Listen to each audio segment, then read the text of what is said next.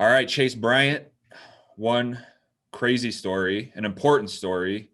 And instead of me kind of talking about it or Wes asking questions or me asking questions, I kind of wanted you to, for the listeners, kind of give us the timeline because you're a young guy, you're having success on a major label, you're touring with guys like Brad Paisley. Things are looking up. Things are looking really good for you and your career, but behind the scenes stuff is going on. What happened? What went wrong? Kind of starting from there to where we are today. Yeah, it's funny because it's such a blur, the timeline. People obviously when I came out, obviously since you got people story and stuff that was coming out, they were asking me dates and I was like, you gotta ask my manager. I don't even know. I don't remember what day it was. I remember what it looked like, where I was, what was going on. But it's like I lost so much track of time in those years. But I purely the fact that I just didn't know who I had become. I really didn't. I felt like I was kind of easy road out, right? You move to Nashville, you get a record deal, you get your pub deal, then you get your record deal, whatever. You go on your first major tour and you're like, oh my God, we made it. We're here, and you don't realize there's still so much to take care of. And I don't know that necessarily getting that record deal and getting, the success at that time, I think it probably was the best thing for that time. But looking back on it, I just think, boy, I wish I was a little more grounded, because I had a lot of things that I needed to take care of personally before I said, yes, I'm ready to take the leap of faith in my career. So, and I thought I was ready, and I told myself I was grounded, but every day I just kept finding that things were changing inside, and there was this monster inside of me that I couldn't contain, and it just kept getting away from me, and it was bothering me. I wasn't sleeping. I was up all night or up early in the morning. And so I was on the Paisley tour. Yeah, I was on the Paisley tour, and a couple failed attempts of suicide. And I had a single out called Hell If I Know. That was the song. I was miserable playing that song every night. I couldn't stand the fact that that's where I'd wound up. I loved the song, but I didn't understand how there were other people that deserved that song more than me, because I was really doing it. I wasn't doing it any justice, going, this isn't where I want to be. I didn't really believe in it like I should had. People wanted to start playing that really cool card. I had separated from my original producer and so on and so forth. It just felt like my world was crumbling. It felt like I was getting further and further away from that kid from Orange Grove, Texas, that, was a rock and roll guitar player in a little 3 or 4 piece rock and roll band, up there playing at Joe's. It was like that early Chase Bryant stuff to me. And I'm not trying to speak in third person. I'm just saying, the early discography was, when you would go watch me on the road, it was like, oh, that's him. And it just kept getting further and further away. I mean, we're up on stage playing the Chainsmokers and stuff. I didn't even know that song. We're up there. Baby, what you say we go picking wildflowers into, so baby, pull me closer in the, and I'm like, yeah. I listened to George Strait growing up, for God's sake. Why did that? What do you think? I like that you're so honest about that, because a lot of young artists, or even established ones, still do some of that. But it's like you're so open right now and so self-aware that it wasn't what you wanted. Mm-mm. But were you like, oh, I'm this young guy and I should play the chains? Where does that come from? How did that facilitate itself to actually happen? You don't know. I had already evolved to the skinny All Saints jeans. What else was I to do? I had already put myself into this, and everybody's saying, you can do everything. You can go country, you can go pop, you have the haircuts, you got the skin, you've got the, I don't know anything that anybody would tell me. I just felt like it was like, okay, well, let's try that. I was open to things, and I would, I just felt, I was so confused. I was like, but I was going with it because I thought success, success, success. I wasn't thinking I want to have fun. I wasn't thinking like, you know, about the future. I was thinking about right then, and how do I make it work right now? Had I just been honest, and I would have put out something like this High Drunken Heartbroken song back then, Yeah. I would have happened. Yeah, because in I 20, because honestly, when I did go and when I had enough of all that crap, I literally pulled the tracks rig off the road. There were no more drum loops and drum beats and this and that. Dude, we were playing Muddy Waters' Manish Boy at the top of our set on the Brad Paisley tour in front of Dustin Lynch, who's about to go up and play 18 freaking bangers off of his brand new, pop country record. We were going, and that is not a hit. That is saying like he had it going on. Dustin going on. I mean, the girls are in his fingertips, and I'm going out there and I'm about to kick somebody's fucking teeth right now. I am ready to like bring, and we're gonna be a 3-piece band, and we're gonna bring this freaking place to the ground. And that's when I started going, okay, this feels good. And it was like, man, there were so many, and that was the wrong call. You know what I mean? It was like so many things. I just didn't know what was right. And it wasn't, quite frankly, it wasn't the label's fault. It wasn't anybody's fault but mine, because I was letting myself get away from honesty. I was just saying, well, here I am, a 6-foot version of Jimmy Neutron up here playing a Chainsmokers song on a Brad Paisley tour. It was like, I don't know, man. It was just not honest. It just was. It wasn't believable. You know what I mean? And people see through bullshit, I think, and where we've become. This is why, like, even with us, like in our business, like we get excited when when we can do stuff that's maybe like non-country music related, because I mean, we were talking before we got on, we'll get into it, but like not living in Nashville, you get like jaded by just like the crap, the like politics of it, the fakeness of everybody, the fact that a lot of the employees at these labels who like are working, say, for Chase or whoever, that insert artist X, they don't even like the music. They don't even like country music. They don't even know what a podcast is. And they're just like, you guys are just a money maker. And when you don't make the money or you don't follow the trends, they're kind of like, and as time has gone on, it's like the reason we love like Texas and these independent artists so much, and people that aren't on major labels, is it's honesty. It's like you see through the bullshit, and the best music a lot of times isn't coming from Nashville even, it's not like, people don't need it. And Tyler Childers has the quote about it, but like, it's refreshing to hear you just be so open about it and honest, but you're placing it on yourself too, which is important. I think it's not like, hey, this label screwed me over.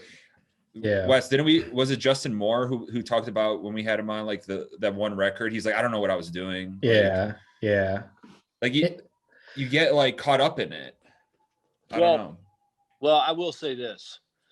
Let's take a look at this really quick. I heard a Neil Young quote the other day that spoke to me dearly. He said, there are already enough perfect records in the world. Why make another one? Instead of strive for something good, why not strive for something great? So what that means to me is, okay, how many times am I going to hear the same thing before somebody goes, okay, because look at it. We're manufacturing things now. You know what I'm saying? I mean, the TikTok thing, for instance, and the thing is, I'm not against it. That's why I don't live in this city anymore. Yeah. It's just, I can open up and say, I'm not getting on TikTok to start dancing. I'm sorry. I'm not doing that. I'm not a dancer. I'm a country music singer. That's what I do. I sing for a living. If you like that, you like that. If you don't, sorry.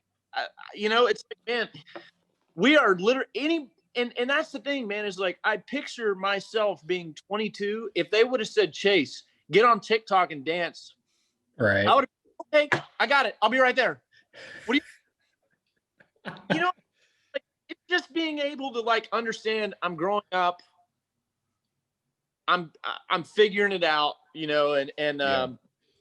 man, but again, a little bit of you, Take It On Back, all that stuff. Those are great records that I'm incredibly proud of. And I think they were both great, but there was something deeper dying to get out. And I had to take a break and go figure out what was trying to get out of me that I wasn't allowing the time to say this needs to come out. And with that came a lot of help, and a lot of struggles and a lot of things that I would have never, imagined myself to go through that I did. And that's okay. Because I'm here now. We're all sitting around talking however many moons later, so. Right. And I feel like for you, like, I think the cool thing about you too is that when you first came up, you were what, 21, 22? Because we've known you for quite a while now. And You started when we kind of started in a way. Yeah. I was looking at the dates. Yeah. But I'm like, all right, this kid's young. He can play the guitar like a motherfucker. Plays it upside down, which is kind of a cool, unique thing about you. And then a little bit of a Keith Urban vibe, a little bit of a Tom Petty vibe. But then like you said, you had those couple records that you were proud of that both went, I think, top 10, one top 5. Right. Then in 2016, you came out with Room to Breathe. And I remember seeing you at the Sox game, because we were at the Sox game together. And you were like, hey, man, what do you think of the single? And I was like, yeah, growing on me. And that was like the nicest way I could say, dude, I don't like that song, man. And it didn't seem like you to me at all. Well, that's the thing. Yeah, you hit the nail on the head, Wes. I think when it didn't seem like you, and you had the guitar, like the energy, the whatever it is, like a little bit of the Thomas Rhett thing going on, where he just like started dancing and playing funky music. But the DNA is such a thing that gets lost with the manufactured element of making music, Nashville. And I know you were buddies with some of these guys, but like, it's funny to me sometimes when people that, like, if somebody gets like a reputation for whatever in Nashville, you're like, oh, he's difficult to work with or something. And then you meet him and you're like, no, this guy's awesome. He's just a normal guy. Why does he have that rep? And it's like, oh, in Nashville, if you're just not like a yes man or a yes lady all the time, like you get pegged as this like difficult person as an artist, or you're like some. To touch on that, yeah. I gotta tell you how truthful that is. There are a couple radio guys that I was told that I was a problem to work with, that they didn't like me, that I was arrogant, I was cocky. I'm not saying that there was not a time in my life that I wasn't arrogant or I wasn't cocky. Number one, I had a problem that if I allowed anybody to see when I wasn't off stage, it would appear. You know what I'm saying? Like I had some demons in my closet. But there were ones that they said, well, radio this or radio that. It was just another way for them to say, we just really don't want to get your record played because this person over here will do exactly what we tell them to do. But the funny part about that is when you're right, they're right. When they're wrong, you're wrong. Because this is the way that I recall it. Nobody wanted to Take It On Back to be a single. Everybody said it was a mistake, except for Benny Brown. It Broken Bow at the time. There was a lot of people saying, no, except for Benny and my radio team that was on the road with me. They knew that it was starting, Jeff Capucci. I was walking at his station when he was in Chicago, and I called Benny Brown and said, we have to go with Take It On Back. We have to go. And it was because of that song that we got the I Heart on the Verge thing. And then all of a sudden I had a career. Had that not happened, I guarantee you the three of us would never even be sitting here. But that was never talked about. Like, Chase had an intuition. Oh, we knew how talented he was. He was incredible. No, you didn't. I was another piece of like sticky stuff that if it stuck to the wall, we're going over there. If it didn't, throw it in the trash. It's no good anymore. Mm-hmm. I mean, man, and that's just like, that is such, it sucks. to watch some of these kids who come to town and get a record deal, and you're just like, oh boy, get ready. And there's some great people at record labels. We all have labels, but it's just a matter of, it's a manufacturing plant. They're trying to make the t-shirt that fits everybody. And quite frankly, Gildan never made a t-shirt that was worth a shit. Well, I hear it's so refreshing. I honestly, like, not to name names, we've done podcasts in the past, or even not podcasts, when maybe we're at a festival and we run into somebody, and it's like, you'll have I'll be honest. Here's one thing I will say. It's usually young guys that I've noticed this, but like young male artists, but talk about arrogance, ego, cockiness, whatever. Okay, I get it. You got some of that. The same way like an athlete might, and then you can channel that into like a positive sometimes, whatever. But Wes and I started getting really annoyed with this element of, it's like you're talking to somebody and they're not there. They're like reading from a mental, there's like a script just going through, like in the Star Wars, just like in their head. And I'm like, dude, you can just talk to me. I'm a guy, like, we're just guys shooting the shit right now. Just be normal. And Wes and I walk away like, what the fuck was that? Like, just like a robot. Yeah. Just like talking, look, like the smile. They're like, hey, maybe somebody's looking at me. Like, we're just like, this sucks. Like, screw this shit. Like, when we honestly, like in our jobs, and we started saying to Nashville, like, we're not doing these PR teams favors anymore. If the artist is just like a phony, like, fuck that. And then if the music isn't good, that's a double whammy. You can pretend and put out good music, but like well, when you said it's predominantly like young guys who are kind of acting like that, that's also because a lot of the women aren't even afforded the opportunity to sit down at a podcast with us. Like, that's a true thing. Like, we just don't. The labels tell us no a lot. Sorry. Well, but what about X guy, X guy?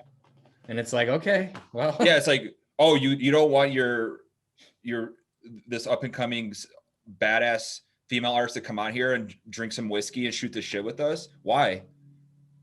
What are you scared? What are you guys scared of? Well, I'll tell you why. Because I'll never forget.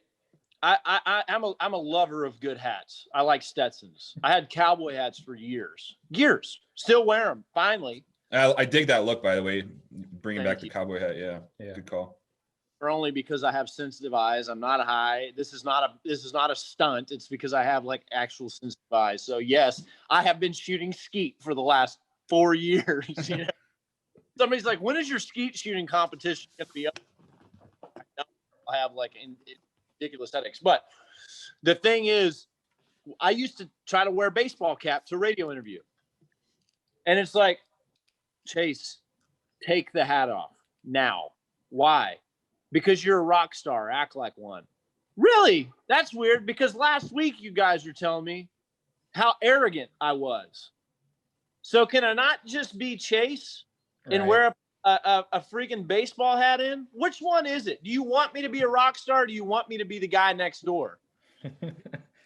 You know what I mean? It'd be like today. I'm just like, I got so sick of like that. You know, it's like, man, exhausting. One day, be a good guy. The next day, be the biggest rock star. You know what I mean? One day, smoking a cigarette gonna end my record, you know, or that's gonna kill my career. And one day, well, smoking a cigarette looks kind of hot. Maybe you should do that.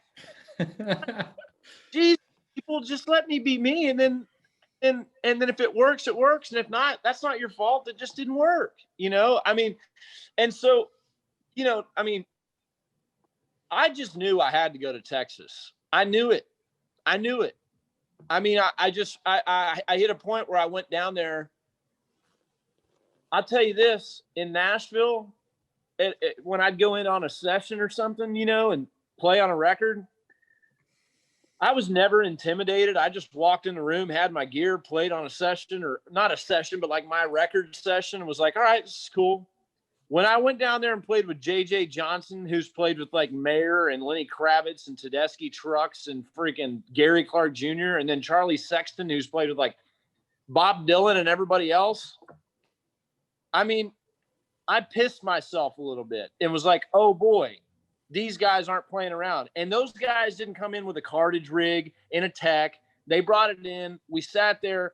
We smoked cigarettes all day long, drank Lone Star beer and Tito's vodka and all the great juices of Texas, and made a freaking awesome record. And you know what? We never thought about, is this record radio? Is this record going to win us? It wasn't about winning shit. It was like, let's make a great record. You know, it goes back to that Neil Young quote. There's enough perfect records. I mean, I just feel like anymore, you could give a kid $5,000 and say, go buy a Logic rig at Guitar Center. Next thing you know, they're the biggest producer in town. Right. Well, even a song like High Drunk and Heartbroke, which you just came out with, like, what is that, like 6-7 minutes long? That doesn't fly. You can't do that. You can't do that song. You can't play guitar like that. I know. You know, it's funny. Capucci actually texted me about that the other day. He was like, hey, can I get a radio format of that? I'm like, you know, that song's 7 minutes long, right? No, you can't. Yeah. Yeah, it's funny. It's I don't know, man. But that's like my favorite thing I've ever released. I've been obsessed with that song, and that's upbringing. I like it. And I was like, okay, it's like an ease into the return.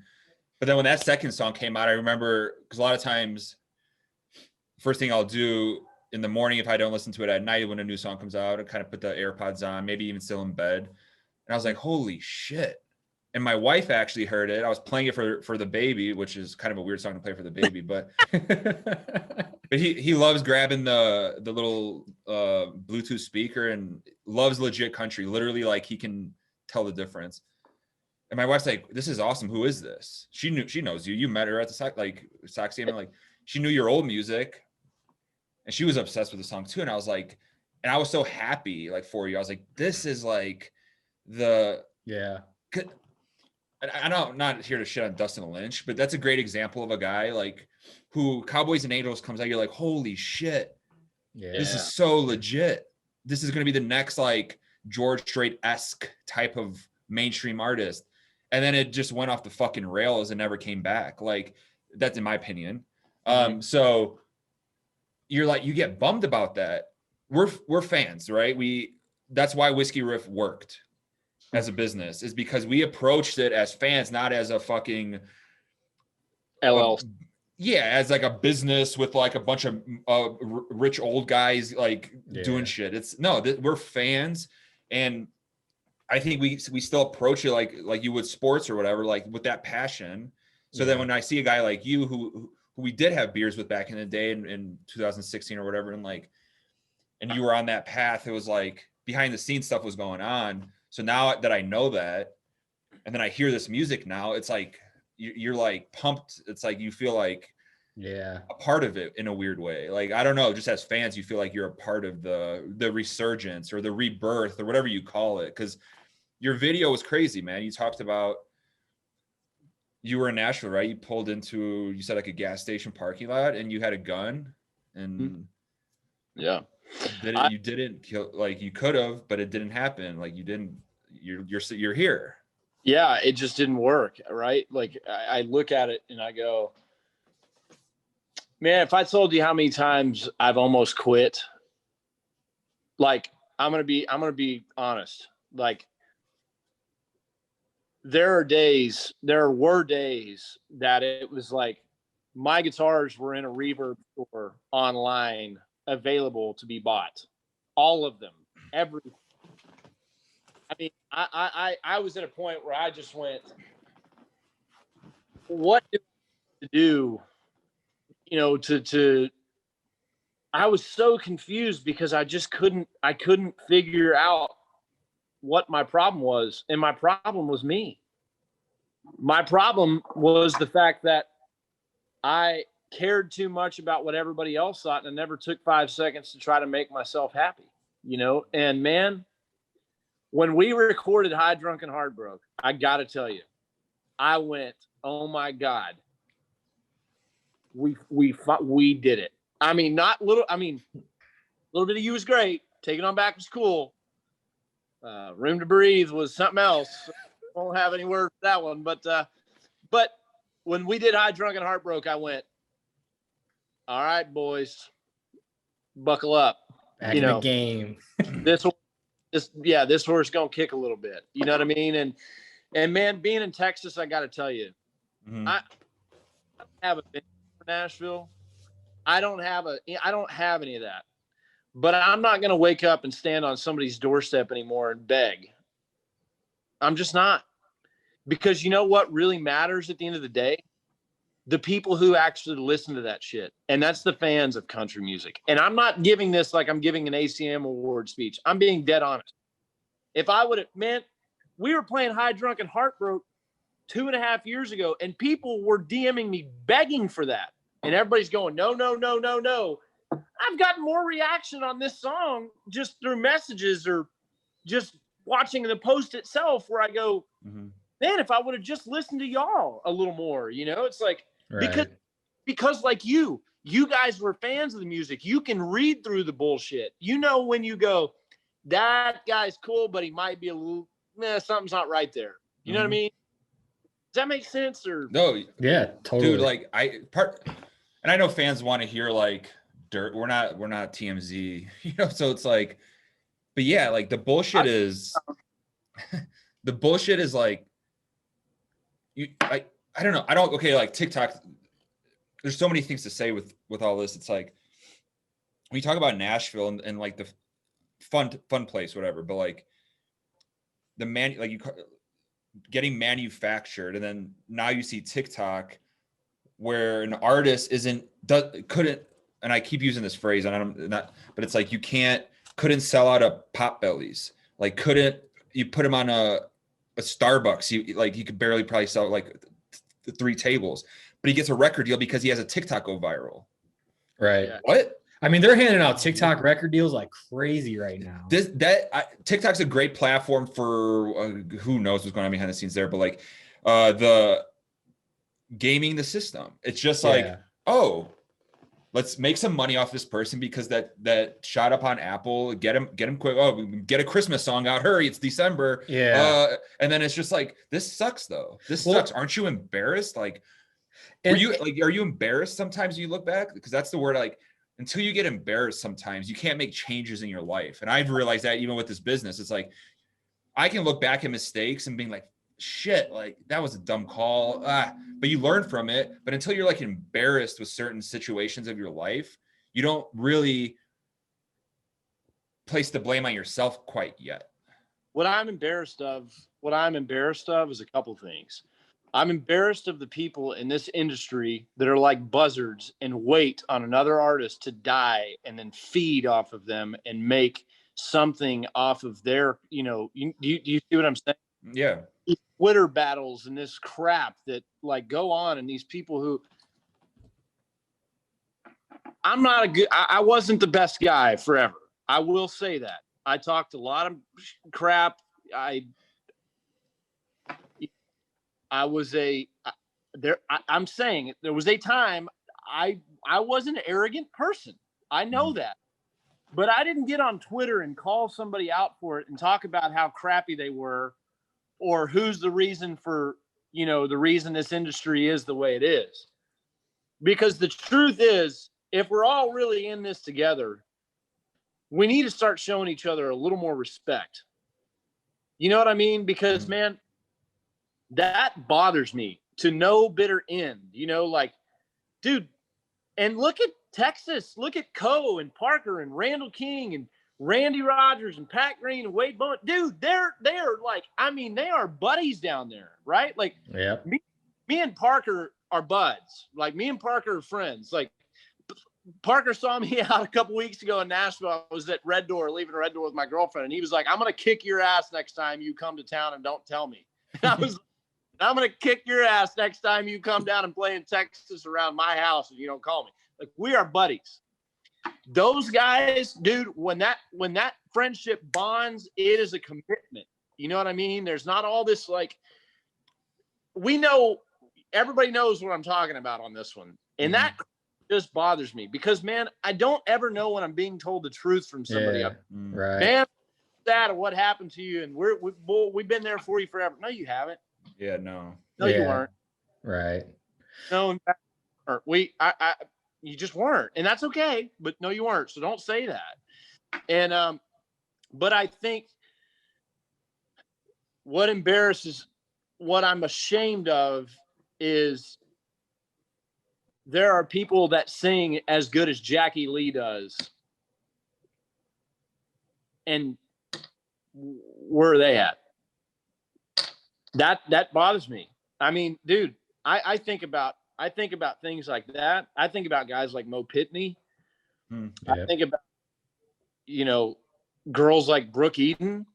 I think about a lot of people that I knew in the time that I was coming up, and they couldn't. I mean, it's like Jackie Lee is number one, is the one that he should have worked when I had two things that worked. Those should have been his two that worked, because he was a good dude, and he was a great singer.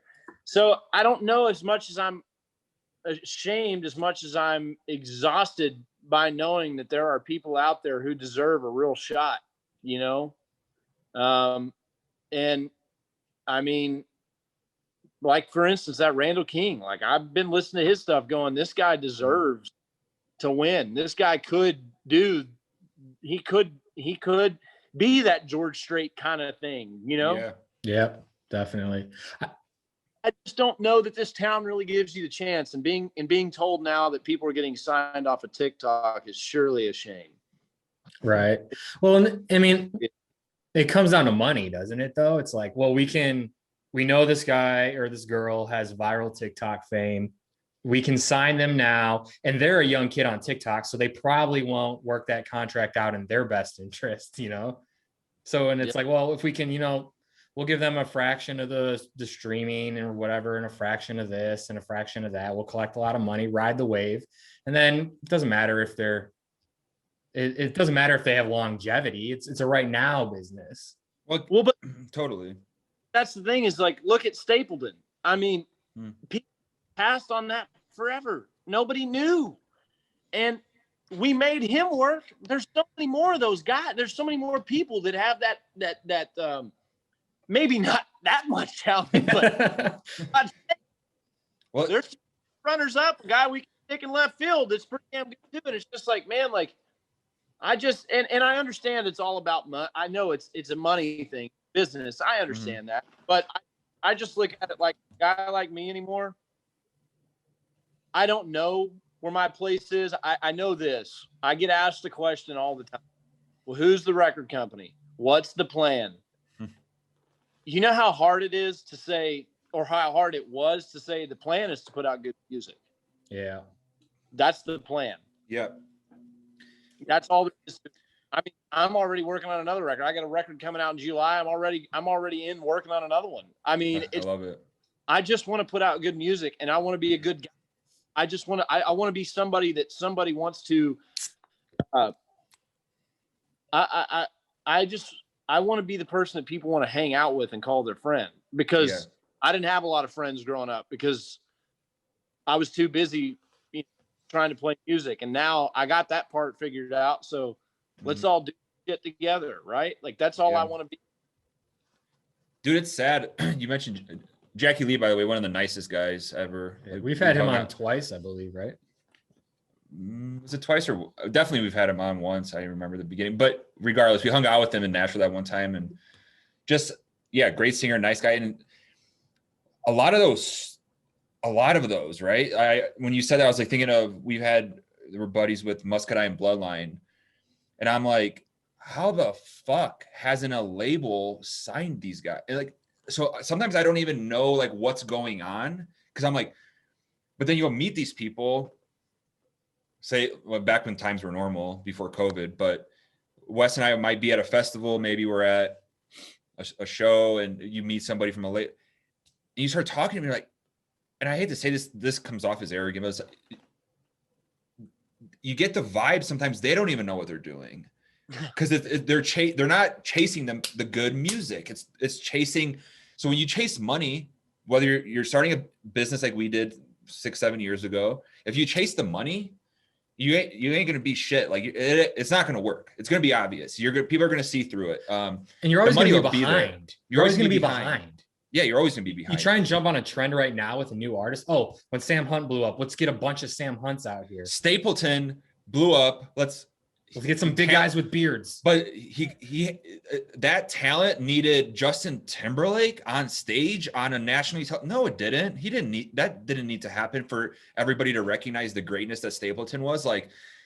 And then what happens? He blows up. Next thing you know, you put on like some bullshit like The Voice, and they just have a bunch of lookalike Stapletons coming out. Yeah. You remember that? Every guy, like, let's go get big burly guys with big beards that wear trucker caps and big put them voices. out here. Yep. Yeah, and big. Yeah, not that they can't sing. Like, there's a guy in Sweden, but or whatever.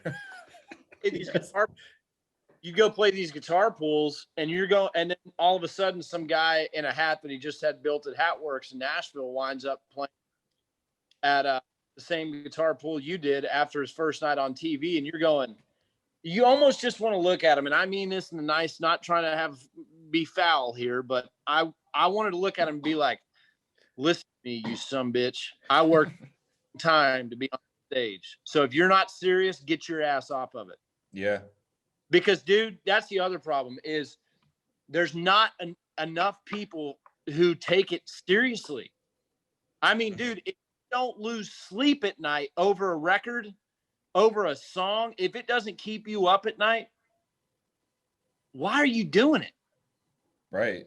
And let's look at this, right? Like, if we're only looking at the radio schematic, could you imagine if let's say you saw 50 shows a year. Imagine if 50 of those shows were stadium shows. Imagine if there were 50 more people like an Eric Church out there. Right. If we weren't just thinking about one single, if we were thinking about the soundtrack of somebody's life, George Strait changed the entire face of music. That dude has more hits than anybody will ever think about having. Mm-hmm. He changed my life. Had it not been for those records and John Cougar and Tom Petty and Vince Gill, and I mean, these were catalogs of songs, man. They put in the time and I mean, we're not doing that anymore. No. And people don't. Why? Because people don't spend the time. You know, it's like I thought, I don't want to get this wrong, but I'm pretty sure, Wes, you can correct me. Wasn't it when like The Voice was picking up, Eric Church says something like talking about record deals, and he's like, really? He goes, Blake Shelton hits a fucking button, spins around in a fucking chair, you get a record deal now? He's like, hell no. Yeah. Yep. About Blake Shelton doing it that just looks cool. Because Blake I love Blake. Hey, by the way, hilarious. He's hilarious, but let me tell you a great story. Even Blake's music got weird though. I'm getting annoyed now as a fan talking to you. Blake could have been I think Blake could have been, I don't want to say like a legend, but like a career, like a generational career where it's like, whether you like his music or not, he's obviously a superstar. But the music got so weird over time that I'm like, I don't even know what's going on here anymore. So I don't know. Sorry, that was just a rant on my part. No, it's just crazy, man. Like like there's just a lot of those things that confuse me, you know, and because I'm a fan of music and I'm a fan of okay, like for instance, I'll tell you like what I'm a fan of now, right? Like Hayley Whitters. She's great. Love that. Great. Dude, she's killer. Woo! She's like the country Stevie Nicks, man. Like that's a whole vibe. Yep. You know what I mean? Yeah. Like, you know, and then there's some that I thought were just, I like making records. I'm not saying I'm the greatest producer in the world. I'm not by any means. I'm not even the best. I don't know. I don't even make the best bowl of cereal. But when I listen to some of these things, I'm going, man, I poured like years into making this record. And let me tell you. Yeah, what is it for? I spent $80,000 out of pocket on 2 other records that will never be heard before this record. How much you cut out for a second there? Like nearly $200,000. Jesus, yeah. On 2 other records I've never heard. One of them, though, let me say, I'm going to send it to you guys. It's crazy. Yeah, send it. Do it. One of them we cut in a cabin in Alabama. We were there for 2.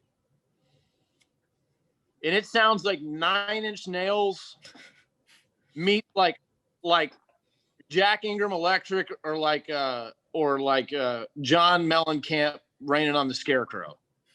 It's wild. That sounds. Dude, it will take you on a trip. That's not. Were there any like psychedelics involved? No. You said take you on a trip. I didn't know if that meant. I'm a psychedelic. No, well, because it's just like, dude, there's like, I mean, I'm a Jay Joyce fanatic. Yeah. Jay Joyce and Daniel Lanois and Mutt Lange. Yeah. But I was like, man, we're gonna have like 8-minute instrumentals that just are like whacked out and Jam band going off, and yeah, it's crazy. Fish style. But I was like, I don't care. I will go to the ends of the earth to make sure this record comes out. You know, and I mean, I'm just, man, I'm so I mean this in a good way. Like, I'm just proud of myself for sticking it out, because there are so many days I just went, I can't, I don't, you know what I mean? Yeah. But and there was still a time where I thought I'm going to quit. Right before this music came out, I went, if it comes out and it's just, what am I going to do? I don't know if anybody really cares. And obviously there are people that do. And that's just what I'm proud of. But I'm telling you this, I'm not doing this for, to be, obviously I'm doing this to have success. If you're not, you're in it for the wrong reasons. You want to have success. You want to be successful.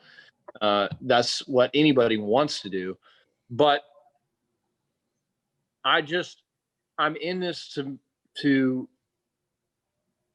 this to make badass fucking records. That's what I'm in it to do. You know, it's like, I want to make records that I love, you know, I want to make records that speak to people and things in the vein of the High Drunken Heartbroken. When that song came out and I knew that people liked it, I went, thank God. Because we got 10 more of those. Let's go. You know, I kind of hate the fact that when I moved to Texas, everybody's like, well, does he want to be a Texas country artist? I was like, no, but what's wrong with those guys? You listen to them. There's some dudes out there that come up and dance circles on you. You know what I mean? I mean, that's primarily what I listen to these days for the most part. Yeah, Texas same. country. Like, I'll be back in 2 seconds. Yeah. Keep talking, Wes.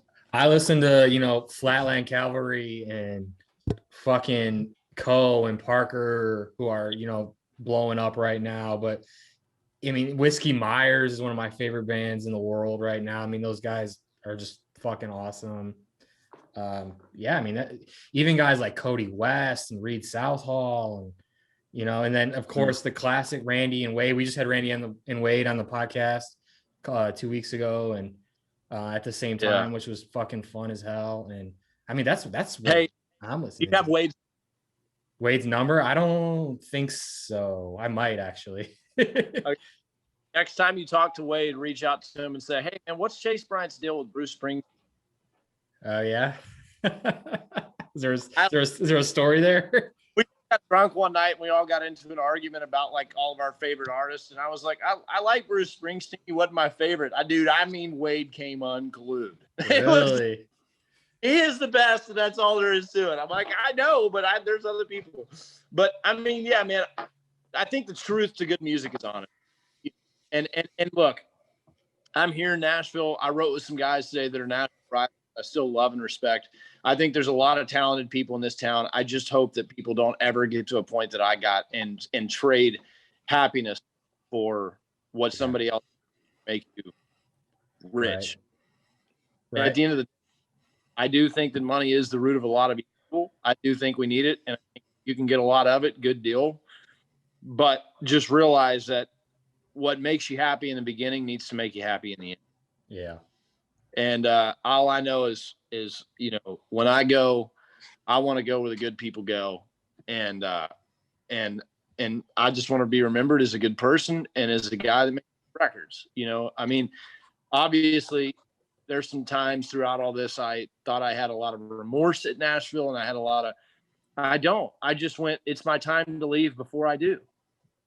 You know, really what it is. I'm not really worried about, you know, the major record deal. Would I like one? Sure. If it was right, you know, I mean, I'd love it. And I got to work with. It's just a matter of, I just don't want to be told like, this is what you're going to do. It's like, but if you're signing me because you like what I'm doing, right? Like, it's the same reason people buy into music. It's like we buy into Luke Combs because we like what Luke Combs does, you know? And why was that so? Obviously, Luke Combs, amazing success early in his career, but it's like, why was that such a problem to get that like type of thing? Or like, oh, look at this regular guy singing like 90s style country songs, and everybody was like, whoa! It's like this is country music. This shouldn't have to like be this like complicated. And it took him a while. Like people were like, I don't know if you have the look. He's like, I have the look. They don't have the look. There's no look. That's like, yeah. Baseball hat thing. Take the baseball hat on. You're a rock star. Start acting like it. It's like, what? You know? Right. Well, Luke There's a guy there in a Magellan shirt selling 1 million records, Linda. Let's go. Well, that guy, you think that he like I mean, I want to know somebody who sat around and said, well, we can't sign him, boys, because he's got a fishing shirt on. And it happened. And it happened. They told him, I forget what Luke, I think he told Scott Van Pelt in his podcast, but he was like, I look like the manager of a Jiffy Lube.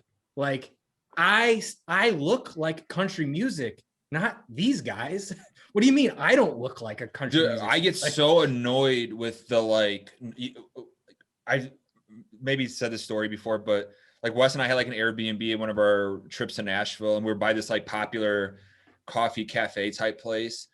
You walk in on Thursday morning at 9 a.m. People should be normal eating breakfast and just having their coffee and shit. But you got these dudes walking in with like, you know, like the tight black long Sam Hunt shirt with their like the necklace with the key on it and their snapback. And they're like, yeah, I'm an artist. And they're wearing their like ripped up like, and I'm like, you're a goober. Man. You're a goober. You're a tool. It's 8 a.m. Get your coffee and shut the fuck up. Like, do you know what Sam and I are, but like, I mean, I don't talk to him. I haven't talked to him in a long time, but when it first came out, we were doing radio shows everywhere. And one night we were in Milwaukee, and I remember telling him down on like, there's that like a little waterfront thing down there, a couple bars, me and him and Tyrone Carricker all had gone out, and nothing crazy. We're just having a couple beers together. It's like, boys, talking, chilling. And I told Sam, I said, Sam, I want you to know something. You're the reason that I can't find t-shirts anymore. He said, why is that?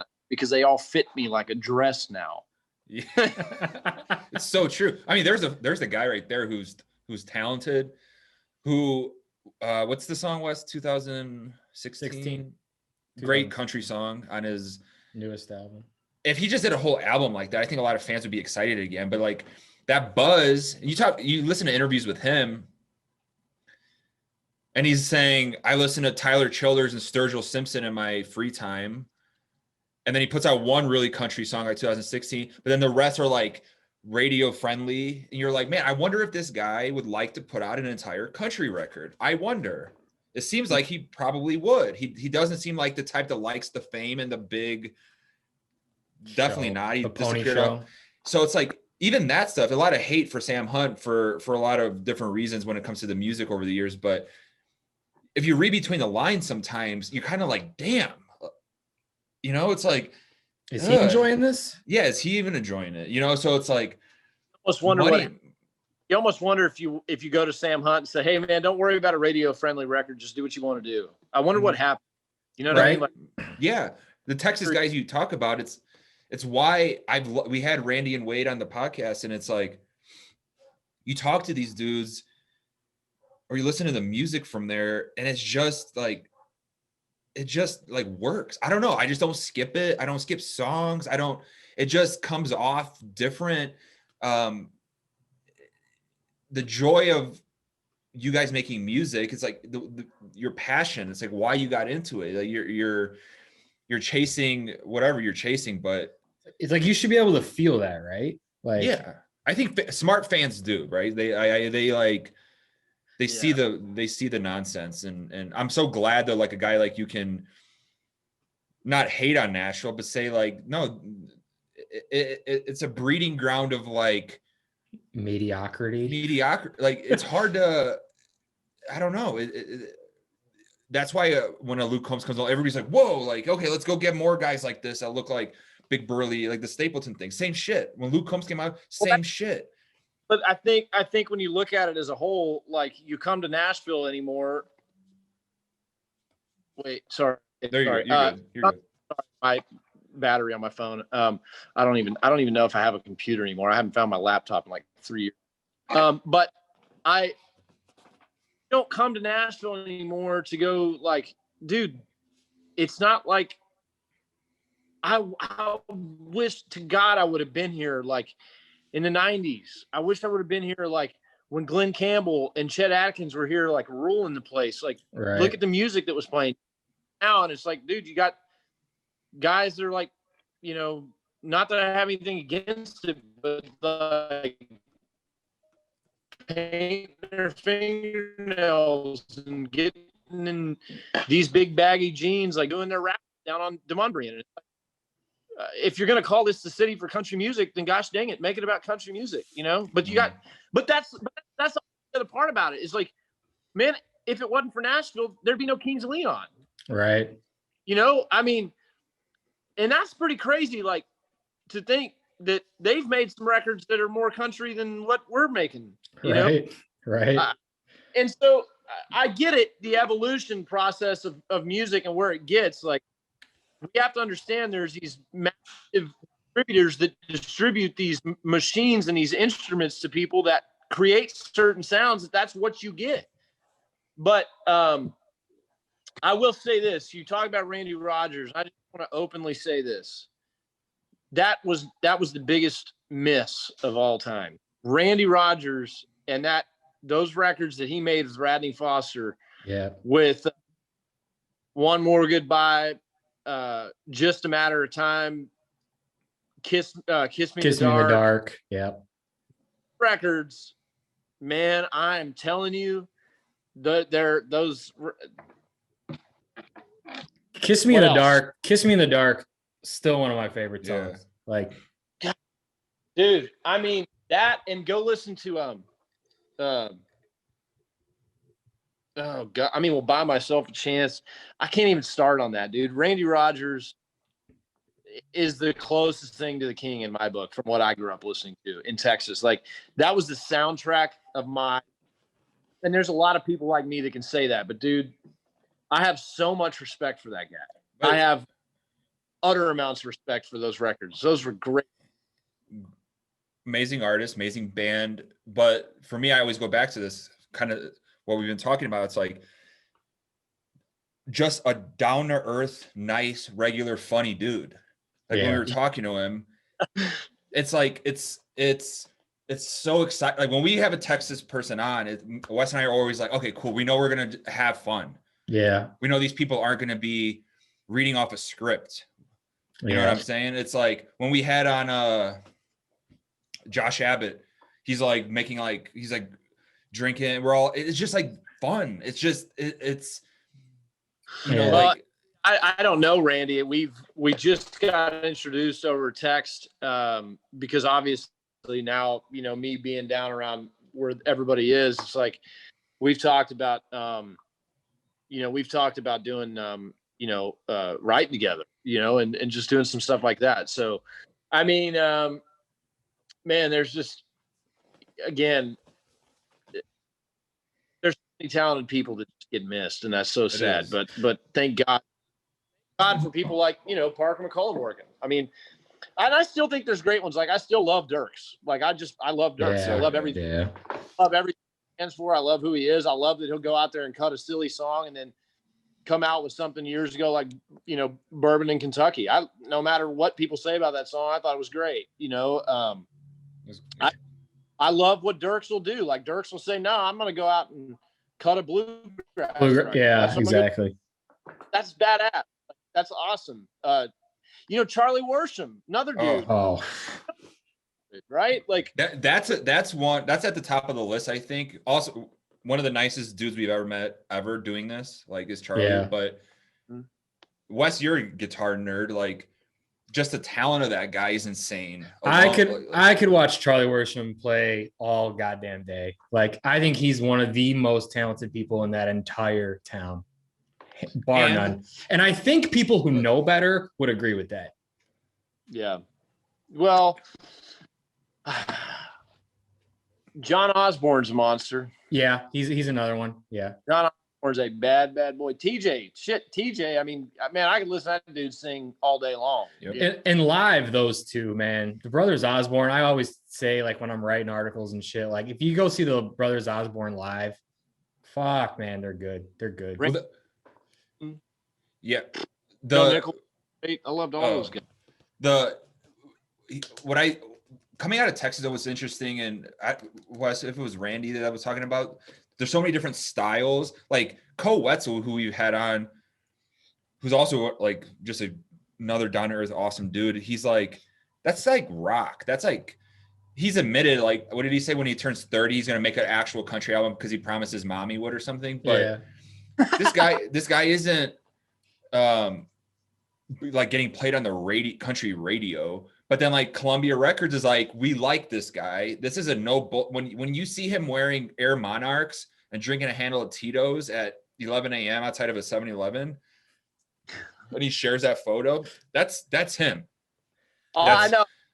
I talked to Parker McCall the other day, and we were talking, and I told him, I told Parker, I said, hey man, I don't mind me sharing this, but I said, hey man, like, you know, I don't know this Co guy. I was like, I you know, I don't, what's his deal? And he's like, he's a bad boy, man. That dude's shit. And I listened to some of those records and those intro tracks on those records, man. I was like, this guy's a riot. But I saw some video about that festival that like banned him for cussing. He came out with that video that was like a rewritten song, man. That guy. He was wearing a Pornhub shirt when we had him on the podcast. Was it Brazzers or Pornhub? Brazzers. He had a Brazzers shirt on in the podcast. He's in a van in Oklahoma. Yeah. I love my mom. I would never wear a shirt like that. You know what I mean? What is that anyway? I don't know. It's a gambling site. But no, but funny. I'm glad that you guys dig that stuff because I think there's so many. I do. I think there's so many talented guys there that, man. You guys been to many shows in Texas? Like, have you ever gone? No, live show. We've been to Texas, but seen live music maybe in Austin, just kind of walking around. Like, I know. But wait, real quick. We haven't though. That's to answer your question. I do have Randy and Wade were talking about Austin changing, and the music. I felt when I went like a few years ago, and then Wes had his bachelor party there. When I was watching some of the artists though playing, I was like, oh, this is better than Nashville. Like when you go on Lower Broadway, it's just another Journey cover by like this poor bastard's up there singing Journey. Yeah.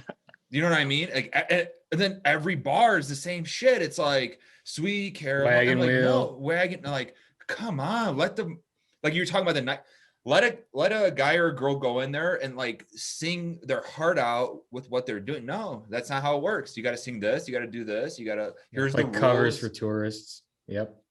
It's like, man, I don't know, but what were you gonna say about Texas in the it definitely looks different. We've shared plenty of clips from great. Cody Jinks has.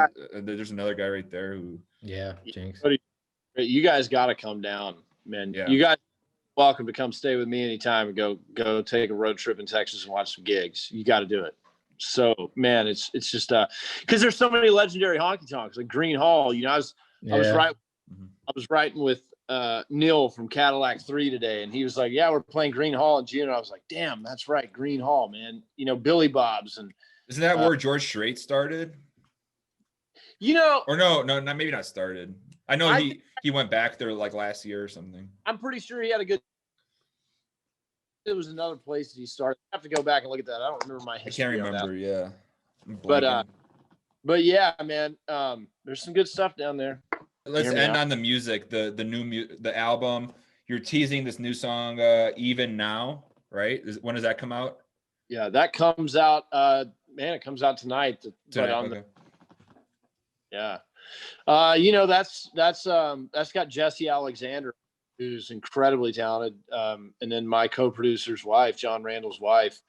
She's great, and man, you know, obviously it's a heartbreak song, you know, but I just I feel like there's a lot of that on this record because that's, you know, kind of where I was at the time, you know. But it's you know, this whole record kind of just, I mean, if I can just talk about it as a whole, it's I mean, look, we made this record as live as with much honesty as we could. You know, I mean, High Drunk and Heartbroke is nearly completely live, other than overdubbing a B3 and background vocal and a bass guitar. And so, you know, look, we made this record in a studio that Willie made Redheaded Stranger, and Bonnie Raitt cut, I think, Nick. It's hard to not be in that vibe when you're there cutting and remembering those things. And so there are flaws, there are mistakes, and there are things that aren't pretty, but it was just a matter of, let's go create some honesty and let's tell your story. Your story deserves to be told. It's time you tell your story. So that was our goal, was to go and tell a story. And Even Now is part of that story, obviously. And you know, it's just, it's so hard to tell, right? It's so hard to tell one story because this record was like an evolution. It was like a book. You know, you go through your chapters and you get, you know, to something like a High Drunk and Heartbroke or whatever, and it's like, well, that's where you end up. You know, all this led you to one place. And so, you know, there's things like upbringing on there. There's some stuff on there like High Drunk and Heartbroke, which I'm really excited about. And then you know, songs like Even Now. It's just, it's hard to talk about. It's like, it's a heartbreak song. What else is there to say? And in a hotel in Minnesota, we were up there. It's like, right. Heartbreak song. When is it? What's the release date on the album again? The album, I believe, is July the 16th. Okay. Yeah. I mean, it's gonna be a good one. I mean, we're happy that you're back. We're happy that you found your clarity, your mental, the mental space you deserve to be in. Thank you. And absolutely. It's fun. It's like a little bit of like a underdog story to come back and not give up and not quit. Like I think me and Wes, we've been doing this for a while. Like there's a lot of days where we were looking at each other. We were burnt out to no end and wanted to quit, and you just keep grinding. Like those are the people that kind of come out the other side. Yeah. Smarter and better. Well, so you guys did it right. And I remember when you guys came on, it was like, man, this is serious. I mean, watching your audience grow and also whoever it is of the two of you that has the humor in this whole thing. I mean, we got a lot of funny people here now. Classic shit in there. I scream. I'm famous in my hometown for a lot of those you post for those that don't follow. But, you know, I'm just such a big fan of what you guys were. I mean, there for me since the very beginning, you know, and I appreciate that a lot. Anytime, man. Seriously. And this new music, we're gonna share the shit out of it because it's legit, it's honest, it's.